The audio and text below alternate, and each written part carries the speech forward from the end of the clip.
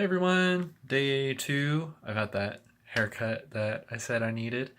Man, this is such an interesting week so far. You guys have said a lot of really interesting things. I've written a lot of notes about your responses. Uh, Shannon, it was really cool to get to sort of dual present with you. I thought your presentation was really good. Um, And you brought up a lot of interesting points that Sarah and Rosa have touched upon so far, and I kind of want to expand upon what it is that they've said. I think that Shannon, you brought up a lot of good points that I didn't bring up in my presentation. So again, it was really cool to dual present with you. Um, so let's see. I'll go ahead and start with Rosa's response.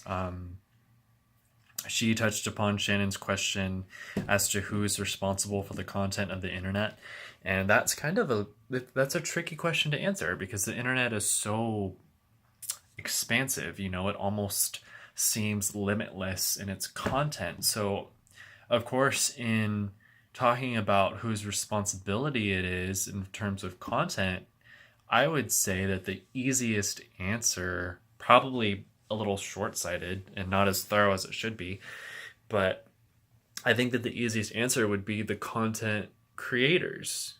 Like, say for example, I my Instagram account is public. I don't really post anything that I feel uncomfortable with people who are other than my friends seeing. Like if I have something that's personal, such as like I go to the beach with my family and we go out to eat at a restaurant or something, like in my opinion that's kind of a personal thing. Like I don't post those sorts of photos on the internet. So for that, you know, for that purpose, my Instagram social media account is public, and with that inherently means that anybody can see my Instagram, which to me is fine because again, I don't really post anything that I feel is inappropriate or that I would mind other people seeing. So uh, who's responsible for the content of the internet? I suppose again would be the content creators, those who are sharing that information in the first place. But you know, um, that does take on a certain level of risk, Rosa, as you were saying. Like somebody can exploit that information and use that for nefarious purposes. One big example that I can think of that immediately comes to mind is a YouTuber by the name of PewDiePie. He's this sensationally popular YouTube personality, a good one, as opposed to the Logan Paul YouTuber that we've discussed in the past. But PewDiePie, he's very satirical in his comedy. Like he'll say things that he doesn't really mean for the sake of making people laugh. So this big ordeal came out recently where his videos were being cut and edited and taken out of context, and all these news outlets made him out to be a racist, made him out to be a Nazi and a supporter of Hitler and all this terrible stuff because they were cutting up his videos, editing them to serve the purpose of this for the purpose of the headline, for clickbait, I guess you can say. Like this huge person on YouTube that has millions and millions of subscribers is a racist and he's a terrible person, and look at what he said about the Jews and all this stuff. And it's just things that are taken out of context that can backfire on you, because despite the fact that he wasn't sincere in those jokes, they might have been a little distasteful, but people were making him out to be an actual racist and all these other things. And It's because this content was taken out of context and presented to, you know, presented by all these news outlets to serve a certain narrative that simply wasn't true. So that is something that you also can keep in mind, that people can take their information that you upload and they can use that for their benefit, either to defame you or to pose as you. I know, Rosa, you brought up catfishing as well in your video. That's something that I've been a victim of. I was talking to someone, and um, they were using someone else's photos, and I was a lot younger at the time. I was maybe like, how old was I when this happened? I think I was around 19 or so. I'm 25 now. But it I was a little negligent as to like internet culture and like how to really verify somebody's identity and stuff, and I honestly wasn't as like attentive, I guess you can say, as I should have been. So I met up with this person and, went on a date all excited, and he wasn't who he said he was. He was using somebody else's photos. And that was one of the most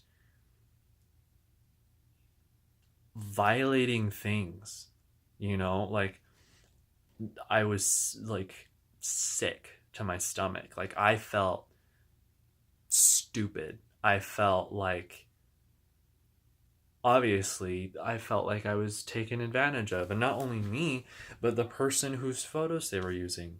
Like this person that I thought I was getting to know, I had no idea.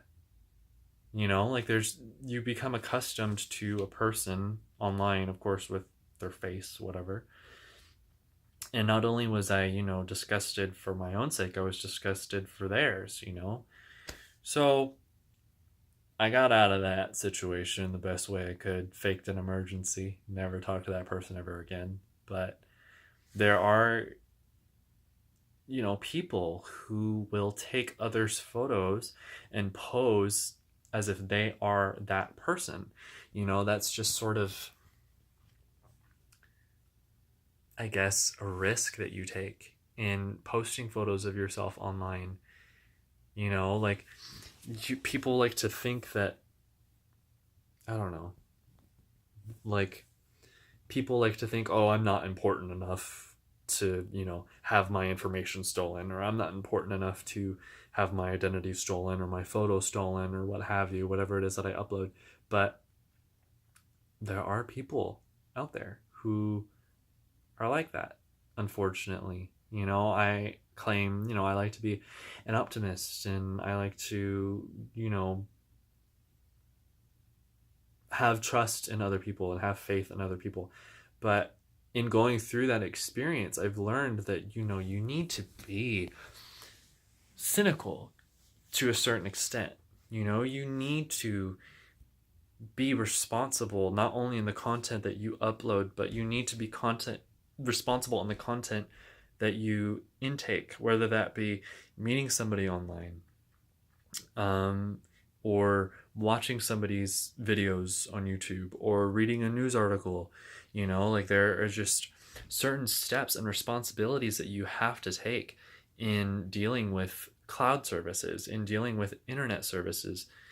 And that's just,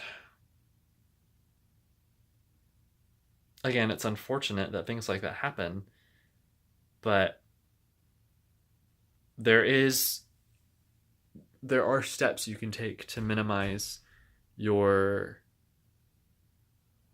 threat level, I guess you can say, for lack of a better word. There are steps that you can take to be more secure. Granted, you're never 100% secure, but you can still be smart. You can still be responsible. And let's see. Let's move on from that. Rosa, I was really excited to see you bring up LimeWire. Lots of memories there. My little sister used LimeWire a lot. So many viruses. Oh my goodness, so many viruses. Record stores do still exist. There's a local record store not further than 10 minutes away from me. Record store day is April 21st. So if you don't entirely rely on cloud services for your music, April 21st is the day to go to your local record store. Um, Sarah, I wrote a lot of notes about what you wrote too. Um, let's see, I do want to kind of keep it a little concise though. I went a little too far into the catfishing thing. Let's see, actively monetizing ourselves in response to the question that I proposed. The whole the MAU thing. We actively monetize ourselves, and we're okay with it because you suggested we're okay with it because there's a sort of distance there. I would say that my initial reaction to being MAU'd, I guess I'll use it as a verb, is I feel like it does devalue me to a certain extent. Like, we as human beings, we are all unique and we all have purpose and we all have, senses of right and wrong. And to be reduced to anything beneath what it means to be human is just sort of inherently insulting.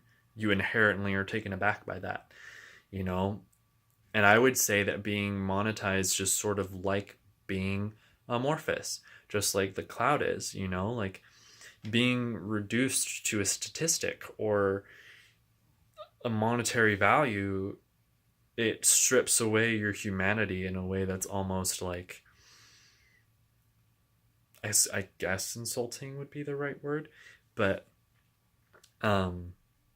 like you said, Sarah, we have that distance between us and that statistic, whether we agree with it or realize it or not. Like, I don't really care that Instagram considers me just one user amongst Bill and Jillian. I guess. Do I really mean it when I say that? It's just there are companies that I want to be successful. There are companies that I don't really care if they're successful or not, and there are companies that I just straight up don't support. So it's interesting when a company that you care for sees you as a monetary statistic, and how that sort of skews your view a little bit too, because not only is there that distance there, but you enjoy a product makes you feel good. For example, Instagram. I like Instagram because it makes me feel like I have a way to express myself. Photography is something that I'm moderately interested in. So, and also being an art historian. Well, I'm an art historian. That feels good to say. And being an art historian, that just sort of opens a lot of doors, and that you can see a lot of modern artists, because people don't just post photos onto Instagram. People post paintings and, videos and murals and all kinds of stuff that you can see on Instagram, and you can follow those people and follow an artist, and you just feel like you are being directly fed their paintings. Imagine if somebody like Vincent van Gogh had an Instagram account and he could just readily share one of his paintings at will. Like, how great it is to think that something like that is possible now. And for that, I am positive about Instagram. Maybe that is to my detriment. Maybe that is a negative thing. Maybe that keeps me from seeing, the reality of the situation, and that Instagram just sees me as a statistic. But do I care? Does that does that bother me? I think it should, but I mean, not really, because at the end of the day, how much do I invest in Instagram? Not a whole lot. I know that I say it's a form of expression and it's a way for me to see art and experience art and sometimes be involved in art. But at the end of the day, can I live without Instagram? I mean, yeah, I have before. I can do it again if I really had to. I guess I'm kind of rambling at this point. But actively monetizing ourselves, I thought that was a really interesting way of putting it. Um, let's see. Shared responsibility. I think that we have a shared responsibility with each other's, with our own data on the internet. And of course, we have a moral responsibility to be courteous of others' data. I, of course, would never steal someone's photo and pose as them, but there are people who will, you know? Um, I would never steal somebody's credit card information, but there are people who will. And the cloud and cloud services open up those opportunities for us to be vulnerable. But let's consider just being aware, being present. Sarah, you brought up that proverb in which being present means being content. But I think that I would take that even further. I want to be really careful about what I'm trying to say. You said that being in the past makes you depressed, being in the future makes you anxious, and being in the present makes you content. Being in the present means being aware of what is currently going on around you. So,